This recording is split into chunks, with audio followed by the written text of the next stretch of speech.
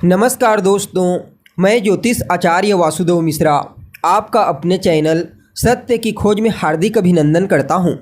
दोस्तों, आज का यह ज्योतिष का कार्यक्रम आप लोगों के लिए यानी कि मकर राशि वालों के लिए बेहद ही ज़्यादा खास कार्यक्रम साबित होगा।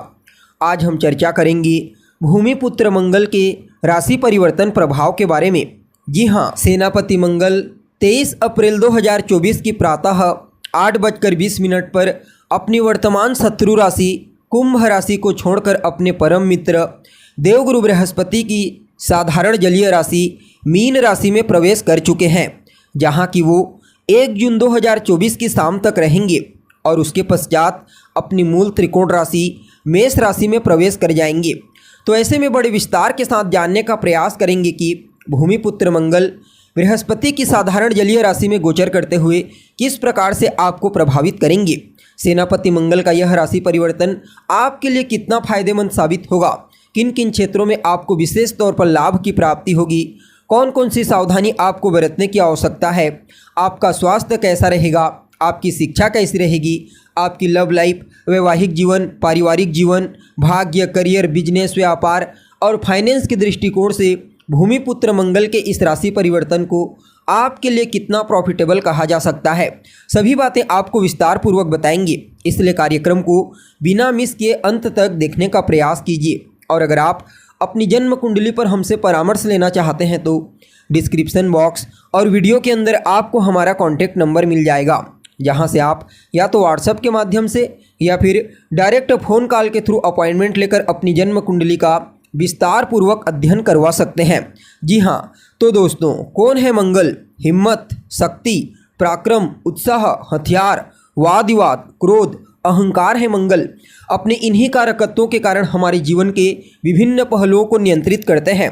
कुंडली में मंगल का बलवान होना जातक को बेहद ही साहसी बना देता है। ऐसा जातक किसी से दबने वाला नहीं, डरने वाला नहीं, सदैव मेहनत में विश्वास रखता है। तो वही मंगल जब कुंडली में कमज़ोर पड़ जाते हैं तो ऐसा जातक दब्बू प्रवृत्ति का हो जाता है। किसी भी कार्य को लेकर, खास करके जोखिम भरे कार्यों को करने से वह भागने लगता है, बचने लगता है। इसलिए मंगल का बलवान होना बेहद आवश्यक माना जाता है। अब देखा जाए तो भूमिपुत्र मंगल का जो गोचर होता है वह 45 दिनों का लगभग होता है, लेकिन जब भी मंगल की गोचर की चर्चा होती है तो सदैव मैं मंगल की चर्चा बृहद रूप से आपके सामने लेकर उपस्थित हो जाता हूँ। क्योंकि सदैव मैं कहा करता हूँ, कर्म प्रधान विश्व रचि राखा। तो जो पुरुषार्थी हैं, जो मेहनत में विश्वास करते हैं, उनके लिए मंगल का गोचर बड़ा ही महत्वपूर्ण होता है। और इस बार का गोचर तो अपने आप में ही बेहद खास है। जी हाँ, यहाँ पर मंगल पहले तो देवगुरु बृहस्पति के साथ परिवर्तन योग में है और ऊपर से राहु के साथ अंगारक योग में है। फलतः मंगल का यह जो गोचर होगा इसमें धोखा भी मिलेगा और इस धोखे के बीच चमत्कार भी आपको देखने को मिलेगा। जी हाँ, यानी कि आप कह सकते हैं यहाँ पर मंगल बहुत बड़ा उलटफेर करने वाले हैं।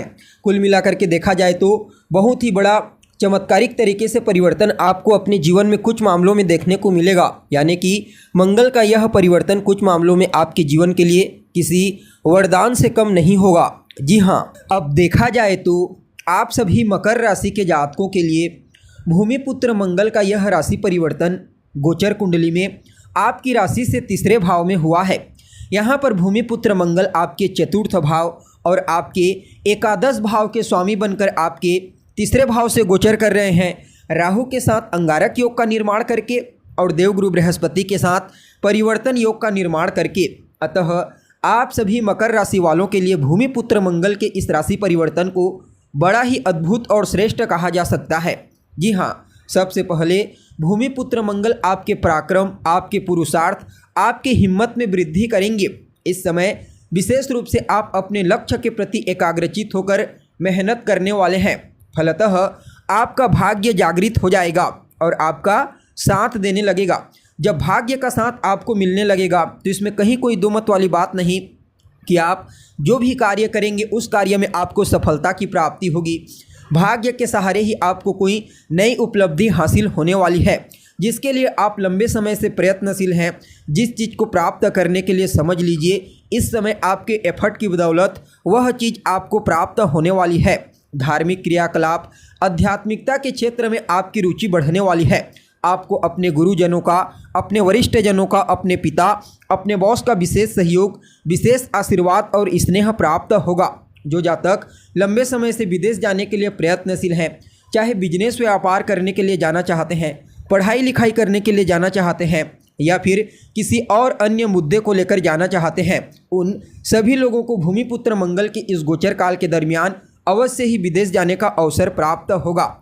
देखा जाए तो यह जो गोचर रहने वाला है, आपके पुरुषार्थ, आपके पराक्रम की वजह से आपके भौतिक सुख सुविधा जैसे कि भूमि, भवन, मकान, वाहन, इनमें विशेष रूप से वृद्धि करने वाला साबित होगा। जो जातक राजनीति के क्षेत्र से जुड़े हुए हैं और सामाजिक सेवा का कार्य करते हैं, उनके लिए तो कहना ही क्या, इस समय जनता के बीच उनका वर्चस्व बढ़ने वाला है। और कहीं ना कहीं देखा जाए तो आपके कम्युनिकेशन स्किल्स, आपके बौद्धिक क्षमता में भी विशेष रूप से मंगल और राहु वृद्धि कर देंगे। देखिए, तीसरे भाव में राहु और मंगल दोनों को ही कारकत्व की प्राप्ति हो जाती है। अब यहाँ पर जहाँ पर मंगल की दृष्टि पड़ेगी, वहाँ पर सप्तम भाव को छोड़कर राहु की भी सम्मिलित दृष्टि पड़ेगी। जी हाँ, और जहाँ पर राहु की दृष्टि पड़ेगी, वहाँ पर मंगल की सम्मिलित दृष्टि पड़ेगी।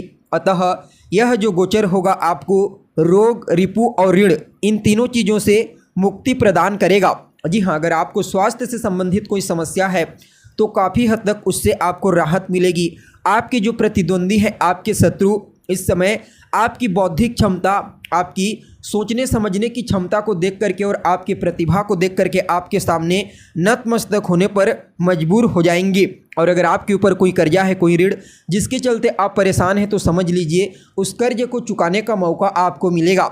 और विद्यार्थियों के लिए तो कहना ही क्या, खास करके वह विद्यार्थी जो प्रतियोगी परीक्षा की तैयारी कर रहे हैं, आने वाले समय में कोई कॉम्पिटिशन एग्जाम है, अवश्य ही उन लोगों को विशेष तौर पर लाभ की प्राप्ति होने का योग बना हुआ है।